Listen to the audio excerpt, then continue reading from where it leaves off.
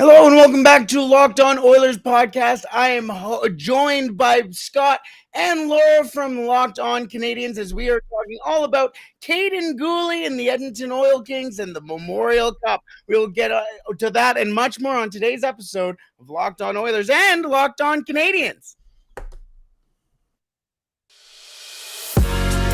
You're Locked On Oilers, your daily podcast on the Edmonton Oilers. Part of the Locked On Podcast Network, your team every day. Hi there, everyone, and welcome to episode 643 of Locked On Canadiens, as well as Locked On Oilers. My name is Laura Sava, one of your hosts. I'm joined, as always, by my wonderful co-host, Scott Matla. Today, we're doing a very special crossover. This is the first ever crossover between Locked On Canadiens and Locked On Oilers. We've done guest spots, but we have a special guest because our listeners keep asking for it, and I know it's really topical in Edmonton right now. So Brett Holden of Locked On Oilers, hello, and thank you for doing this joint episode with us. Hey, thank you so much for having me. Yeah, I would say finally we have playoff hockey, but we did have some playoff hockey for the Oilers. but we do have some fun playoff hockey here in town, someone to actually cheer for right now. That's exciting, and that's something that, to be honest, that I feel like up until the Memorial Cup was in Shawinigan, I wasn't paying all that much attention to it. Now this is a few years back, but with the Canadiens having so many prospects, particularly prospects on this side of the pond, and making it into the Memorial Cup, particularly this year, there's so much to talk about. But what we want to talk to you about is Kaden Ghoulie, because you've gotten to watch him for quite some time, and all our listeners want to know about him. So I guess maybe let's talk about how his season has been in your estimation. I know he was traded onto the Oil Kings, and then take it away. Yeah, well, he was sent to the Oil Kings on December 1st in 2021. He was sent over for actually Ottawa Senators prospect Carson Latimer and a 13th overall pick in the 2021 WHL draft. He came over right before the World Junior Hockey Championship, or the Canadian training camp that they had for that, and or whatever they call that camp that they have there. And so he didn't necessarily suit up for the Oil Kings right away after the trade. So everyone was like, ooh, this kid's coming over from Prince Albert. And as soon as he came back from the World Juniors, that was unfortunately canceled. But a lot of Edmonton Oil Kings fans, I should say, got to watch him in Edmonton for the World Juniors, and you saw just he's the captain, so you got to see that leadership quality that he has as well, but you also got to see the banging bodies that he just loves to do. He has had a great season so far for the Oil Kings. He stepped up. It seemed like Dowhaniuk was going to be the Oil Kings' number one defenseman, and then Ghoulie came in, and ever since then, Ghoulie and Prokop as well have really ran that defense for the Oil Kings. It's funny is that I look at it and I go, he only had 25 points in Edmonton. Like, for a guy who's, a little more mature than he is, then I look at it and went, he only played 25 games. So he's a point per game as a defenseman, and offense isn't what he's really known for. He's known for being that physical kind of smart defensive defenseman. And then in the playoffs, not counting the Memorial Cup so far, just the actual WHL playoffs or the championship, he put up 16 points in 19 games. And he's just, as one of my our writers over at Eyes on the Prize says, he's a menace to society when he's on the ice and he's on. He just watching overtime tonight and everything. And I look at this and I go, Laura and I both had our reservations when this pick was made in the first place, because it seemed very safe. And now I look at it and go, kid skates well. He's a physical menace. He puts up decent offensive numbers. They don't need him to be, a 65-point NHL defenseman, but he has all the markings of someone that's going to be a guy who plays a lot of minutes and is just solid. His growth as an overall player this year has been a treat to watch, as someone who doesn't get to watch a ton of the WHL, because 10:30 starts are a no bueno kind of thing when you live on the East Coast, unfortunately. So I trust what I see in highlights and checking the score sheets, and I am so excited for Kaiden Guhle at the professional level. And based on what you're telling us, like, I'm glad that he got to Edmonton and everyone was like, hell yeah, Kaiden Guhle rules, because hell yeah, Kaiden Guhle rules, man. Like, yeah, just impressive. Well, the thing about Kaiden Guhle and the thing about honestly the Edmonton Oil Kings and in general is that the Edmonton Oil Kings aren't run like a major junior hockey team. They're run like a professional hockey team. They have all of these organizations inside of the organization. They have all these different things for the Oil Kings players to really get the most out of themselves as not only players but as human beings as well. You take a look at all the guys that the Oil Kings have on this team. Not only do they have Kaden Ghoulie, they have guys like they traded for Luke Prokop, who is an Edmonton boy, but he's a third-round pick for the Nashville Predators. You have guys like Jakub Demick, who's a pick for the Vegas Golden Knights, Jake Neighbors for the St. Louis Blues, Justin Sorda for the Florida Panthers. You've got a plethora. I haven't even mentioned Dylan Gunther either, who went in the top 10 as well. You have a ton of guys who are professionals already. Jake Neighbors played NHL games. Kaden Ghoulie has played for the Laval Rocket. You have had guys who have been in professional organizations playing as well in what feels like a professional organization. So the maturity level on so many of these kids are so up and high and beyond the guys that are normally coming out of the WHL. It is amazing to see. And we're going to talk in just one moment about what Kaiden Guhle still needs to work on to improve as he gets to the professional level. I'm excited to ask Brett a couple more questions, but first, we got to tell you about Built Bar. Built Bar is one of our favorite sponsors. They are delicious, and it is a protein bar that tastes like a candy bar. And if you're like me, you have crazy busy days and you need your energy, I get that 3 p.m. need for pick-me-up, or sometimes I forget breakfast. What I'll do is I'll pull out a Built Bar. It's literally like eating a candy bar, but they're high in protein and they're low in sugar, which is so important because it picks my energy back up. And Scott and Carly take them on hikes with them, and you can do that. You can have it in your gym bag. You can anytime. It's an anytime kind of thing, and they're all so good and so high in protein. They have flavors like mud pie. I mean, are you kidding me? And then you've got granola bars. They're so good. And if you want to try these Built Bars that we keep talking about, what you're gonna do is you're going to go to built.com and enter promo code LOCKED15 to get 15% off the order. That is built.com, and the promo code is LOCKED15 for 15% off your order. All right, on your first listen of the day, available wherever you get your podcasts as well as on YouTube, it is Locked On Oilers joining Locked On Canadiens, and Brett Holden has been kind enough to share his thoughts on Kaiden Guhle, having watched him for, since December 1st, as we were talking about in our first segment. What we kind of want to talk about now is Kaiden Guhle, like what does he need to do to take the next step? For me, he was drafted, and the reporting on him was he's a defensive defenseman, right? So you do expect him to be a little bit tougher, have that like heavy presence, right? But what I have noticed is that he's been really good at seeing the play, reading the play, making decisions. Like he's not going to be the guy that's always putting up the points. That's not going to be his role. But what the general consensus has been with Kaiden Guhle, particularly in Montreal and amongst, some of the prospect experts that we're talking about, is that he's solidly the number 2 defenseman in the future for the Montreal Canadiens. So what does he need to do based on his play currently to kind of, we're expecting he's going to be on the Rocket next year with trying to make the NHL out of that, but let's just say he's probably going to be in Laval. What are the aspects of his game you see he needs to take the next step on?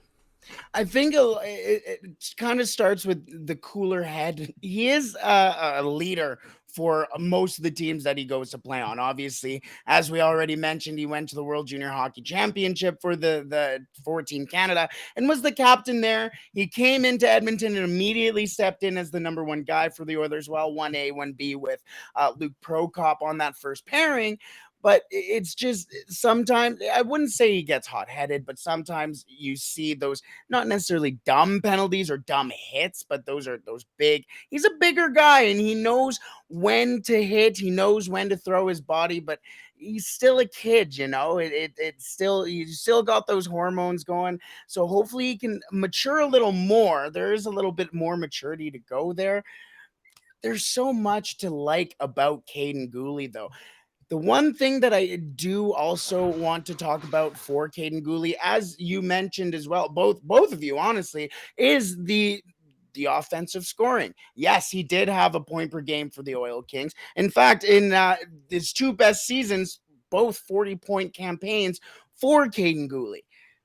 But he's not going to be expected to do that at the next level. So reining himself in, realizing that, hey, I'm going to be pulling myself out of position if I'm going to be forcing this pinch, forcing this extra pass, forcing this extra going into the offensive zone. Because if you watch him in the Memorial Cup, you see him all of a sudden leading a rush, and you're like, whoa, hold on, what is you're going ahead of Jake Neighbors here right now, and now a guy has to cover you back here, right? And so if there's a transition or a turnover made, he's now the trailer and out of position as well. So he has to realize that he's not going to be that offensive defenseman that people are offensive upside, I should say, for Kaiden Guhle at the next level. So making sure he also reins it in there as well. It seems like he's a very smart player. Like a lot of his strength comes off of knowing where to be on the ice, lining up his hits. And it just feels like this is that next step in his maturity. He adjusts to the speed of the next level, the AHL or the NHL, wherever he may be, and kind of figures it out from there. Because like you said, I've seen him be more aggressive in the Memorial Cup here so far and in the WHL playoffs. I don't know if that's just a confidence thing, a systems thing within the Oil Kings, that for Martin St. Louis at the NHL level, we very well might see that more often. In the AHL, the defenseman sometimes, but they're usually a first pass and out kind of thing. He's going to have to learn on the fly there, and that he doesn't have to be the hero, I think, too, as part of it. Learning to play. He's obviously a team player. Like I said, he's a leader and he knows what he's doing, but he doesn't have to activate kind of that hero mentality to make things happen. And that comes with game maturity. And like from when he was drafted and watching some of his highlights there to his time in the AHL to the WHL last year to this year, you see it feels like he's not far off from being a very NHL ready player. And then that kind of, sets a baseline. And then he gets that next level there. His next level of growth is, okay, what can I do to become an everyday NHL player now? A good everyday NHL player. And just the intelligence there, it doesn't make me worry like it does with some other players who might be physically gifted or, play that physical style. I'm not worried about that with him because he has everything going on up in his head that just makes it work for him. Now, I'm curious on your side is how do you see Montreal and most specifically Martin St. Louis? How do you see him kind of using defensemen? Obviously, it's a systematic play as a coach, depending from coach to coach philosophy. Do you see him kind of fitting into a Martin St. Louis regimen, or is it a wait and see type of thing? It's tough to say because the one issue Laura and I both had under Martin St. Louis is that the defensive knowledge or the defensive systems weren't quite where we wanted them to be. And their current guy who runs the defense, Luke Richardson, is interviewing for the job in Chicago. So they might have a new defensive systems coach here. And it was kind of fast and loose in that it was very passive when it didn't need to be. And Ghouli's game isn't based off passiveness at all. And I think with a full training camp, they're going to be able to get what they want out of there. I think he's going to be a welcome addition because I look at Joel Edmondson playing very well. I look at how Jeff Petrie played at his best. Alexander Romanov, when he's playing at his best, they're not being told to be passive. They're being told to engage, meet people before they can get into the zone to make things happen. And Kaden Ghoulie, with his skating ability and his ability to read those plays, I think is going to be a boon for Martin St. Louis and for the Rocket in the AHL. They don't allow a ton of shots on net because they are more aggressive with the way they handle the puck and defensemen.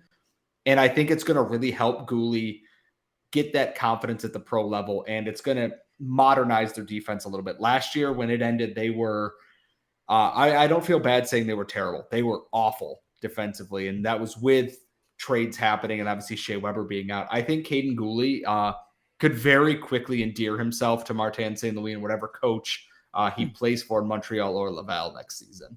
I think the challenge in Montreal with so many young players and so many of the veterans expected to be outgoing is that there is going to be a lot of change. And some of these players, I think, It's going to be a balance because they're going to want to rely on these players to grow, but the players are also going to need a lot of guidance. And for me, the thing with Martin St. Louis' system is that, first of all, he didn't have enough time to implement it. And as Scott mentioned, there's a lot of turnover and all of that. But the problem, I think, was that the defensive issues were ingrained in this team since Claude Julien left, right? So the defense as a whole, you would watch them, they'd be out of position, they'd make bad reads, the penalty kill was abysmal. There were a lot of things like that. And a lot of the play as a team before Martin St. Louis came in was not very aggressive. And I just heard Scott use that word aggressive.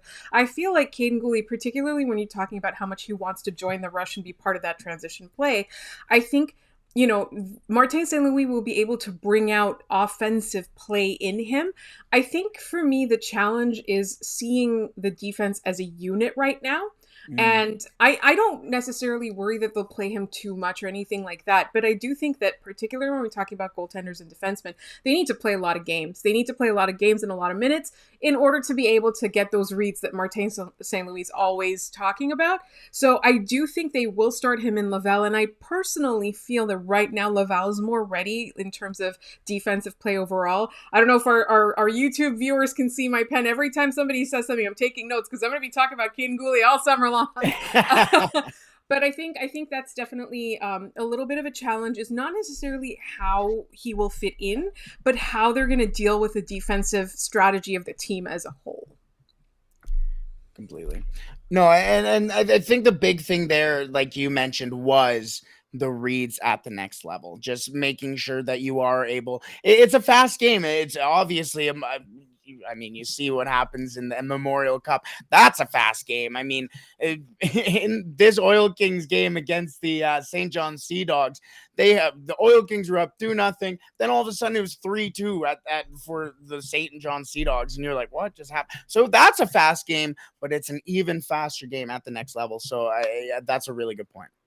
I think in our next segment, what we're going to do is we're going to focus on, first of all, the couple of games that we've already seen in the Memorial Cup, as well as what are the Oil Kings going to do without Kaiden Guhle? How do they replace him? And that's all coming up in just one moment. All right.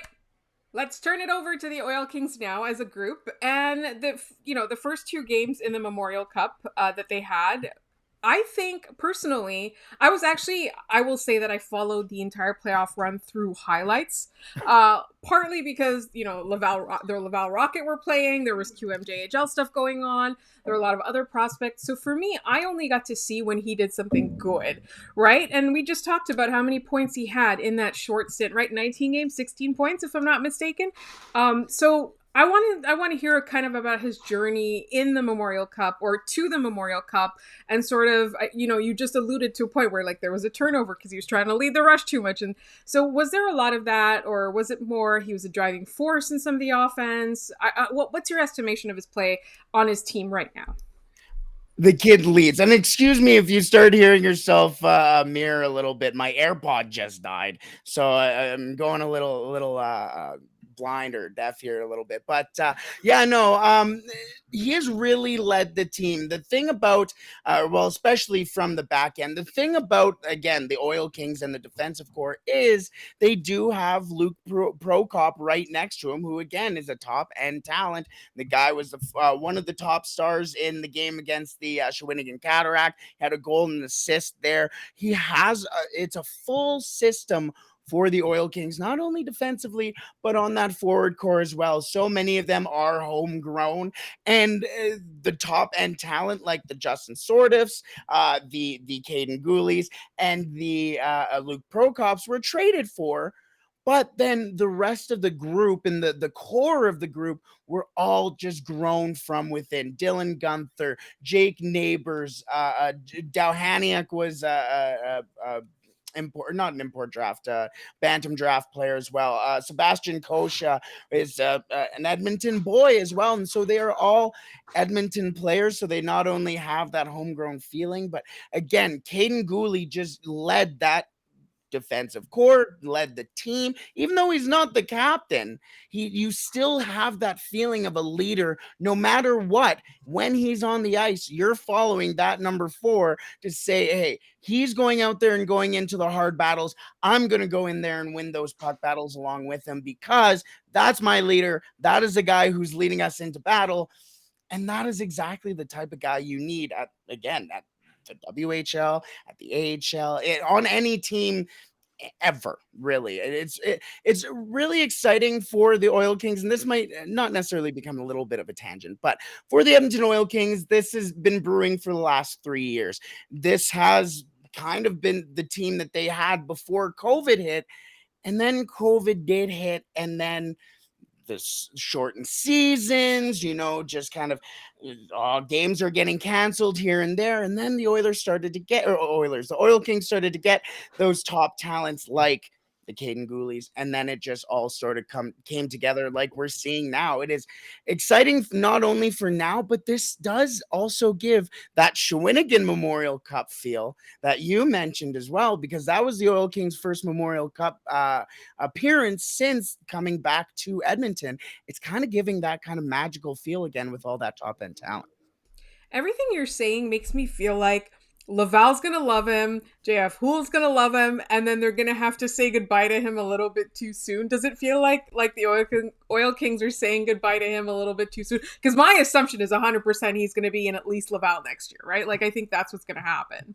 Oh, 100%. I was thinking about it today, just watching him, and I'm like, man, like thinking about all the players that they have on this team, and you're like, are they going to be back next year? Oh, well, now they're going to take the next step.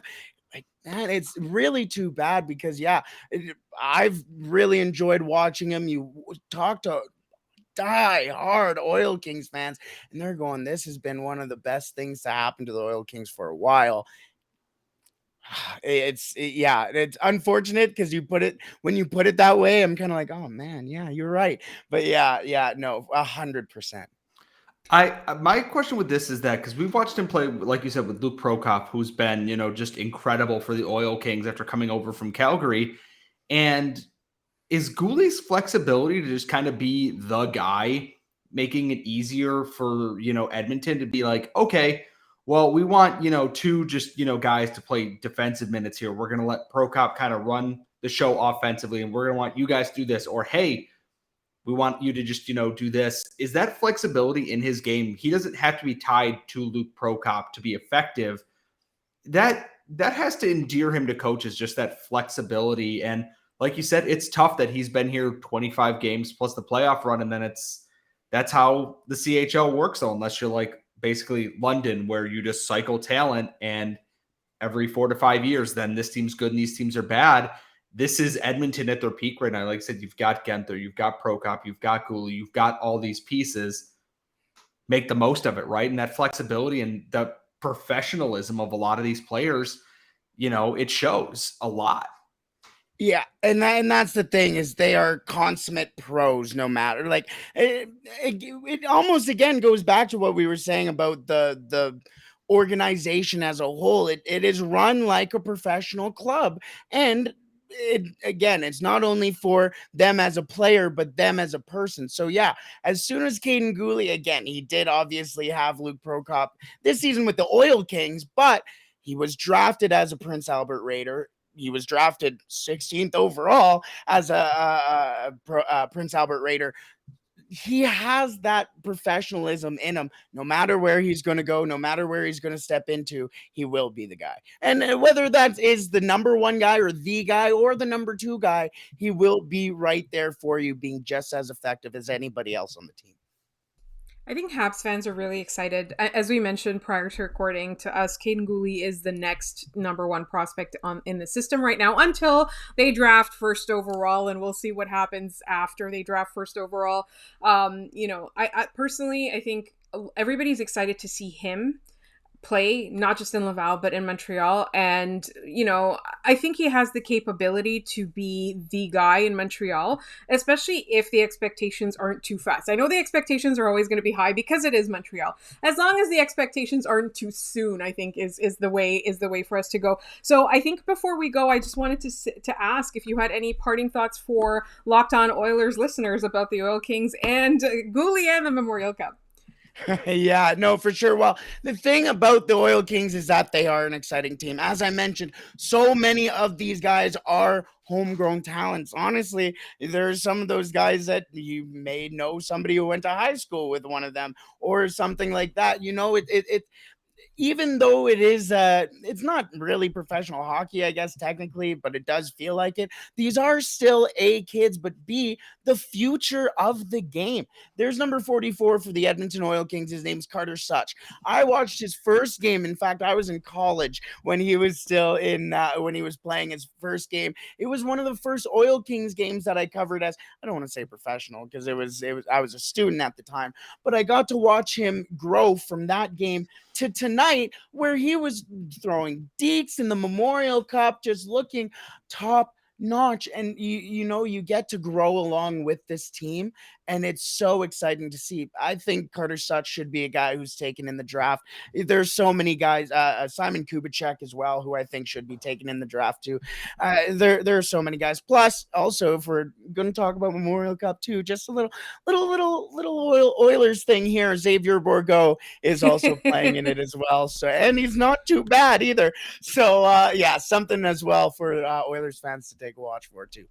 I think all of the feelings you just described is one of the reasons that the Canadiens fans always want more drafting from the QMJHL. I know like people make it to be like just a language thing or whatever, but I also think they're playing in your backyard, right? The Montreal Canadiens fan base is this entire province at this point, unless you're so diehard a Nordiques fan that you could never cheer for the Habs.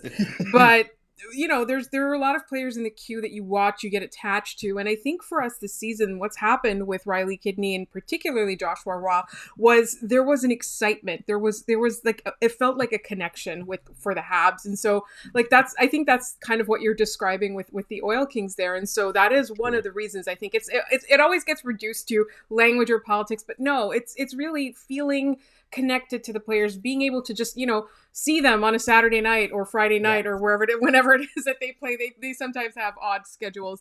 But in the meantime, I think, Scott, do you have any parting questions or thoughts? I think we got everything because it helps to kind of pry into someone who's watched a lot more of this. Like, admittedly, my fault is that I live on the East Coast and cannot stay up that late to watch games. I have tried. You have 3 jobs. I do have 3 jobs. And that's the thing is, it's like, it's Saturday night. I'm like, cool, I can stay up and watch a WHL game, and 11 o'clock rolls around and I'm watching the late game in the NHL. I'm just kind of going, I'm not making it. Okay, I'm going to ask other people their opinions because I am old now and can't make it to midnight most nights. So I am grateful to know that the things that I have seen are what people who watch this team more often are also seeing. And just that everybody loves Kaden Guhle unless they're playing against him. It's I don't like being wrong about things because I'm a prideful, petty person. I am very happy to be wrong in this situation and just seeing what, you know, Guhle has blossomed into, and knowing if he's with the Rocket next year, he's right in my wheelhouse for what I cover, or he's going to be in Montreal and he's going to be a menace to society, or however you say that in French, which I do not know. I'm excited. It makes me excited. It's been a while since we've been really, truly thrilled about the future in Montreal. The last couple of years have helped bring that back, and Kaiden Ghoulie's right at the forefront of that. It's so exciting. And I want to thank Brett and to our listeners. You know, I really hope that you got what we got out of this episode, which is just getting extra excited about Kaiden Guhle. And as we promised, we are going to continue to talk about him. We have neglected him woefully over the course of the last couple of weeks because we kept talking about Shane Wright versus Slafkovsky and all of that. But he is somebody that is slated to make the team soon enough that we will have more. But Brett, I really want to thank you for your thoughts. And I really, really think our listeners will enjoy this episode. Thank you so much for having me again. I love getting the opportunity to talk about the Oil Kings. I've watched them since they came back in 2008, and just being able to talk about anybody on the Oil Kings is fun. So thank you so much for having me again. Of course. Thank you for your time. And so if you would like to follow Brett, he's at The Real Holden 40. And Locked On Oilers is at Locked On Oilers on Twitter. If you want to follow us, we're at LO_Canadiens, and you can email us at lockedoncanadiens@gmail.com. Scott is at Scott Matla. I am at The Active Stick. Thank you so much for listening to both of these episodes. Remember, you can find us wherever you get your podcasts, as well as on YouTube. Subscribe, tell your friends, and don't forget to check out Locked On NHL, where they're covering the Stanley Cup Final and all issues in hockey. There's been coaching changes and hirings and firings. All of that is on Locked On NHL. Make them your second listen of the day. Thank you so much for listening. Both of our shows will be back tomorrow.